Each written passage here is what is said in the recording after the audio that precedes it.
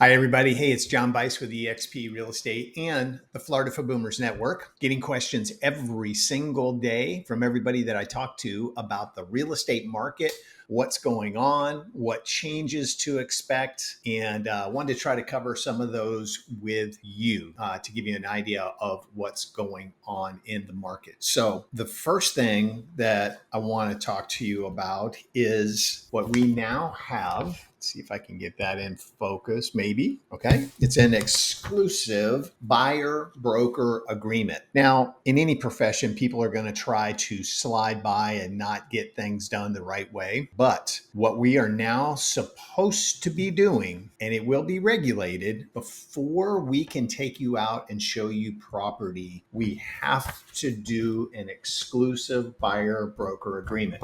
So if you've ever sold a house with a real estate agent, you signed a listing agreement for that agent to represent you in that transaction to help you get your home. So what this is an agreement, a listing agreement. We're listing you as a buyer, and we're going to supply this to the other real estate agent who has the listing on that property. We're supposed to have these signed before we go and show a home. We have to go through it. We have to explain all the things that could happen. And I'm going to cover some of the things with sellers in a minute, but we have to explain that we get paid for what we do. Now, I think if real estate agents are smart, which I've never, ever accused of real estate agents of being smart, they're listing a home, they should say, Mr. and Mrs. Seller, do you want to eliminate 98% of the real estate agents out there that may have a buyer for your home by not offering a commission? That's what will happen. Because if there's no commission offered to the buyer's agent, I'm going to say there's a very, very good chance that that home will not be shown. It should be the way it's always been. And there's going to be ways to show that the sellers are paying a buyer's broker a commission. So that'll be the agent's responsibility moving forward to make sure that there is a commission being offered. If there's not, then there's ways to add it into the contract. A ton of ways. I'm not going to go into all those because this video would be way too long. But if you as the buyer fall in love with a house where the agent's seller is not offering a commission, then in this agreement, it will say, my commission as part of your closing costs will be whatever, 2%, 2.5%, 3%, whatever it is. So that could be something that could be added to your closing cost. I don't think that'll happen very often because I still think sellers are going to pay a buyer's agent commission. Okay. So that's one of the big changes. Some of the rumors that I'm hearing about are that because some sellers are not going to pay the buyer agent commission, prices are going to come down. Do you think just because they're not offering that commission to the buyer's agent, they're going to take less money for their house? No. The reason they're not paying that commission is because they want to capitalize on as much money as they possibly can. This is the same thing as I talk about with people when we do new construction homes. Do you think that builder hasn't already assumed that a real estate agent is going to bring a buyer in, and they've worked that into the cost? So if the buyer comes in without an agent representing them and they sell that house, guess what? Their costs are less and their profits go up. But it's already built in. It's not like you walk into a builder and the price of the home is $700,000, the base price of the model, $700,000. Oh, you're here with a real estate agent? I meant to say $725,000. It doesn't work that way. So sellers aren't going to decrease the value of their home. That's all predicated on supply and demand. Do they have their home priced correctly? And all the things that go into the pricing of a home. So the commission, by only paying half of a commission to the agent who's listing the house, they're not going to take less money. So that's one of the big myths, that agents will be settling for less commission. Why? We're still doing all of our things. I've got a email that's going to go out to my database. It's 100 things that a real estate agent does to ensure that the transaction goes smoothly. So we get paid for what we do. Whatever you did in life, I'm sure you got paid for it too. So we get paid to do what we do. So I hope that explains that. That the settlement, I'm reading these as I go, by the way, that the settlement prohibits sellers from paying compensation. No, it doesn't. Then on the new listing agreement, which I'm going to grab for you, it actually just breaks it out in a different format. And I thought I was going to break it out for you. I guess I'm not, because I didn't have it organized. But what it does is say that the listing agent's commission is here, and that the seller agrees to pay the buyer's agent's broker a commission. Okay. On the old listing agreements, it had 6% commission. And then down below, it said if they're a buyer agent or they are a transaction agent, we're going to split the commission and we're going to offer them this much. So now it's stating on the listing agreement that, yes, I am the seller and I'm going to pay the buyer's broker this commission split. Not a commission split, but this percent of the sale, or this dollar amount of the sale of this house. Okay, so sellers can still offer a buyer's agent the commission, which is a very smart thing to do. They're not prohibited from doing that, but it's just explained differently in the listing agreement. A buyer can go directly to a seller's agent and get a better deal. Just like I just said about new construction, you're not going to get a better deal. Now, the listing agent has their obligation to the seller to get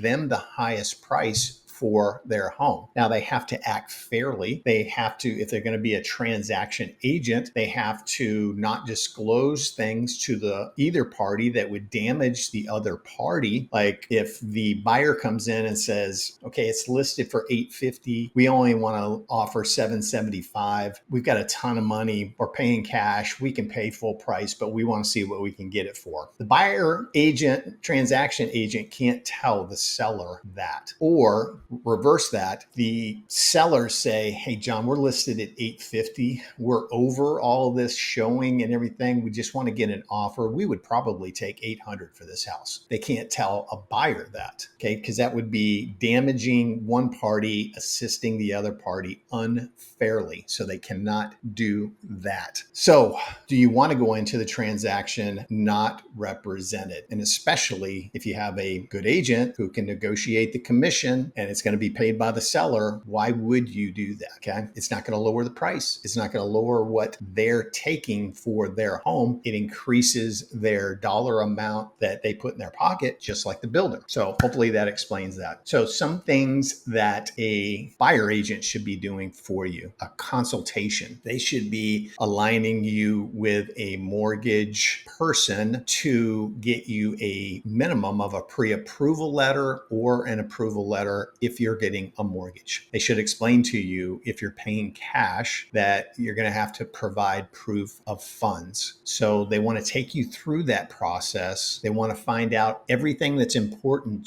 to you in a home, and not, which drives me absolutely berserk crazy, just put you on what agents call a drip campaign. So every listing that comes onto the market that remotely fits what you're looking for in a house, you're going to get an email. And you got to go through 70,000 houses to find the one that you're looking for. How about we narrow that down and actually do the work for you and send you homes that meet that criteria for what you're looking for? How about that? That sounds like a pretty good idea, right? Helping you find that right house. So I always like to describe it to people. We get to a house, walk around the outside of the house, which I think 99% of people don't do that. Then let's drive around the exterior of the community. What's around? How far is it to get to whatever, Publix or Whole Foods or whatever is important to you? How far away is that? What's going on in the area around the home that you're buying? Are they building a brand new community next door? I mean, all kinds of things. I could use the example in Lakewood Ranch right now, New Del Webb, located very close to the DeSoto Speedway. Do you think that might be a little noisy? I think it might be. So you want to know those type of things, because you're going to make make a huge investment. All right. When you're ready to make an offer, offer advice on making your offer as strong as possible. Are you competing against another offer? Is your offer the only one? Are you coming in a little bit lower? So what could you do to make that offer stronger and more appealing to the sellers? Are the sellers in a hurry to sell? Do the sellers need extra time before closing? Can we work that out so it works for everybody? Are you offering a as-is contract? Are you going to go in and ask for repairs on a repair limit contract? What kind of contract are you going to use? What kind of contract does the seller want? So you want to know those. Appraisals. Former appraiser, did it for 7 years. I'm at every appraisal. I'm there with comparable sales to show the value of that home, especially for my sellers, because I'm trying to get them top dollar for their home. I'm going to be there. Inspections. Yes, I'm going to be there. I'm not going to be there for the whole inspection, but I'm going to be there. I'm going to be there at the end of it most of the time and address any issues, especially for my out-of-state clients. FaceTime you, talk to you with the inspector while we're at the house so they can address any concerns that they have. Then we can order people to come out and look at something. Was there something with the electrical? Was there an issue maybe with some cracked tiles on the roof?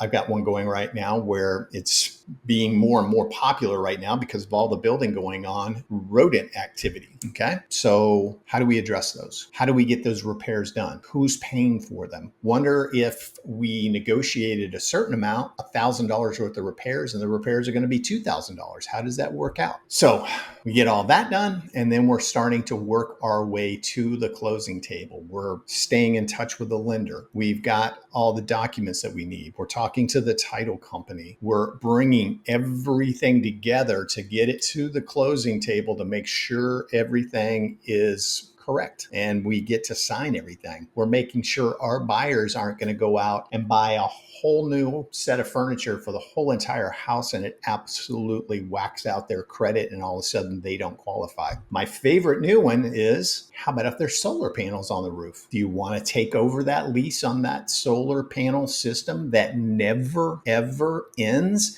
You're going to pay for it forever? Or do you not want the solar panels at all? Which one is it? So I've seen it a couple of different ways lately. I had a client that had solar panels. The new buyer didn't want it. They moved them to their new house. I've had a client lately that had solar panels up there. They weren't aware of it. They went through the inspection process. And guess what? The guys who installed the solar panels cracked the tiles on their roofs. And now they have a roof leak issue. Okay. Got to remember, if those solar panels are financed, can your buyer also qualify to take over the financing on those solar panels and qualify to buy your house? Because those are two different things. A lot of complexity. Hope this clears up a little bit about what's going on in the market. We're here for you. You can reach me pretty much anytime, 7 days a week. And oh, by the way, I always forget. My sister always reminds me, if you found me here on YouTube, subscribe to the channel, hit the notification bell. We market to baby boomers who are moving here. We market to seniors, obviously Florida. We have a lot of those. We market to people who are selling their home and moving into independent retirement communities. We market to families who are just relocating here. Baby boomers who live here now maybe want to downsize or maybe want to get into a 55 plus community. So we try to help everybody that we possibly can. So subscribe to the channel. You'll get a notification when new videos come out. This information is free. I'm here for you. I've been doing this for 19 years. More than happy to get you answers to any questions that you have, especially in this ever-changing real estate market that we have right now. Okay? Thanks for watching. I'm here to answer questions for you. God bless, and I hope to talk to you.